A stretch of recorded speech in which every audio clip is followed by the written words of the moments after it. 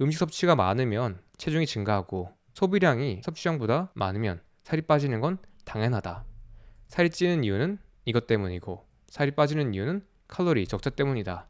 이 모든 게 다 칼로리 문제라는 거예요. 하지만 저는 다음과 같은 문장으로 비만을 정의합니다. 최경의 다이어트 사이언스 클래스. 오늘은 1강입니다. 질문 하나 드리겠습니다. 비만이란 무엇인가? 비만이란 단순히 살이 찐 것일까요? 체지방이 많은 것일까요? 배가 많이 나온 것일까요? 아니면 BMI, 체지량 지수가 25나 30이 넘는 것일까요? 전통적 패러다임은 비만이란 문제를 이렇게 정의했습니다. 체지방이 과잉 축적된 상황, 칼로리를 많이 섭취했거나 소모가 모자랐거나 그것들이 많아지면서 체지방이 많은 비만이 발생했다. 누군가가 여러분들에게 살이 찌는 이유를 설명할 때 시소나 저울 그림으로 설명하는 것을 본 적이 있을 겁니다. 비만과 다이어트 학계에서도 전문가들은 이 생각이 머릿속에 있습니다. 이런 모델을 칼로리 균형 모델 또는 칼로리 인, 칼로리 아웃 가설이라고 부르기도 합니다.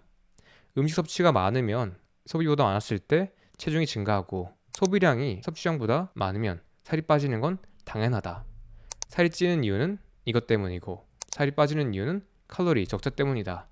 이 내용은 유튜브에 올라와 있는 한 전문가 인터뷰 내용을 가져온 겁니다. 열량 섭취 과다가 문제다.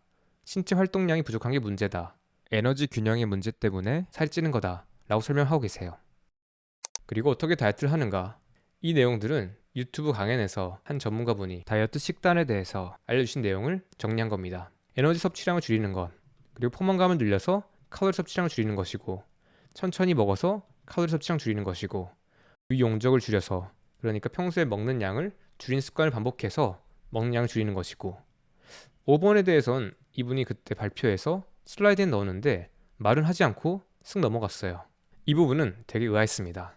그리고 6번째, 조리법을 조절하라고 했는데 기름을 쓰지 않고 짜게 먹지 말라고 했어요.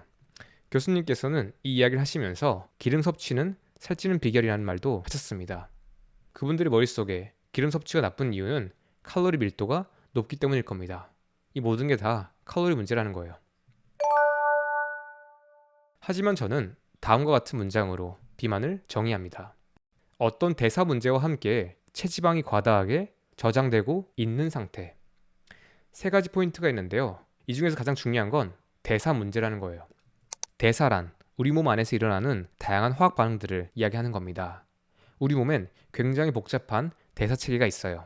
우리 생명이라는 것은 우리 몸 안에 있는 되게 다양한 세포들과 미생물들, 물질들이 복잡하고 역동적으로 상호작용하고 화학 반응을 하면서 발생하는 겁니다. 여기에 문제가 있다는 건데 그 문제 중에서 비만은 체지방과 관련된 문제죠. 많은 분들이 체지방에 대해서 부정적 인식을 가지고 있지만 체지방은 사실 우리 몸의 생명에 굉장히 중요합니다. 가장 먼저 안정적으로 에너지를 공급할 수 있게 도와주는 저장고입니다. 체온을 유지하는 것은 굉장히 중요합니다. 내부의 열이 나가지 않도록 단열을 하고 발열을 하기도 합니다.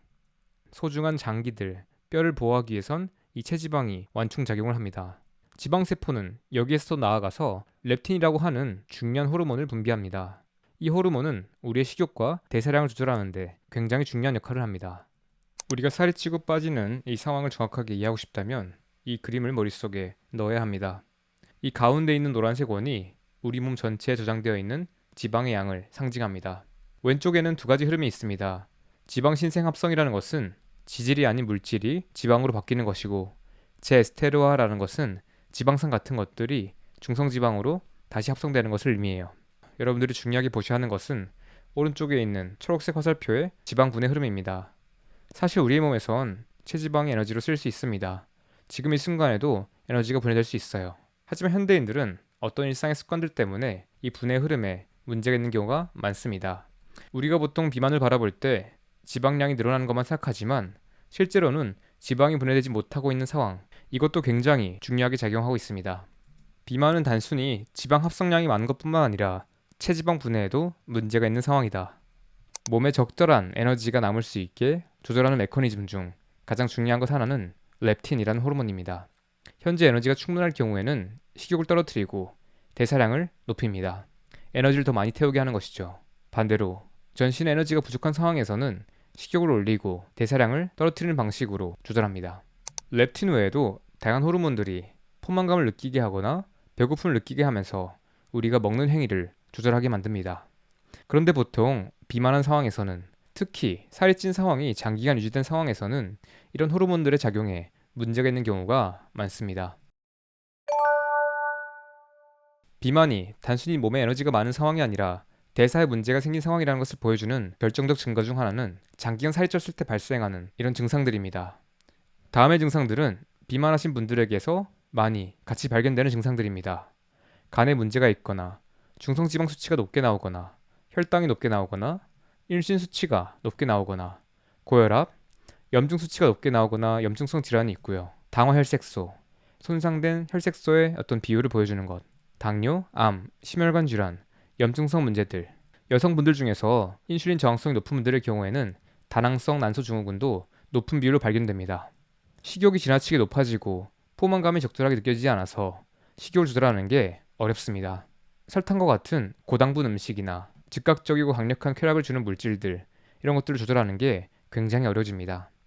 활력이 떨어지고 기력이 없고 쉽게 피로감을 느낍니다. 면역력이 떨어져서 쉽게 감기에 걸리거나 몸에 문제가 생겨도 잘 낫지 않습니다. 성호르몬의 작용에도 문제가 생깁니다. 남성분들의 경우에는 대표적인 증상으로 여유증이 있고요. 여성분들의 경우 생리 이상이 생기거나 난임이나 불임과 같은 문제들이 높은 비율로 발생합니다. 많은 전문가분들이 비만이 이런 대사 문제들을 유발하는 원인이라고 설명합니다. 하지만 저는 조금 다르게 생각합니다.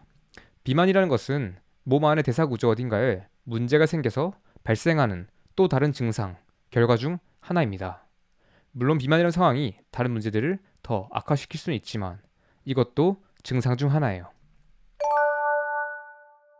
오늘의 결론입니다. 오늘 강의에서는 우리가 이 문제를 어떻게 정확하게 바라볼지 설명드렸습니다. 비만이라는 것은 대사 문제입니다. 대사 시스템 어딘가에 문제가 생겼으며 그것이 체지방 증가를 유발하거나 이 증가 현상과 함께 일어나고 있습니다. 비만은 체중이 아니라 체지방과 관련된 이슈입니다. 누군가가 살이 쪘다면 그건 살이 찌는 게 종료되거나 완료된 상황이 아니라 찐 살이 빠지지 않고 있는 상황입니다. 우리의 몸에는 체지방 저장량을 조절하는 정교한 메커니즘이 있는데 이 메커니즘에 문제가 생겼어요. 우리는 그동안 왼쪽의 그림과 같은 관점으로 문제를 바라봤습니다.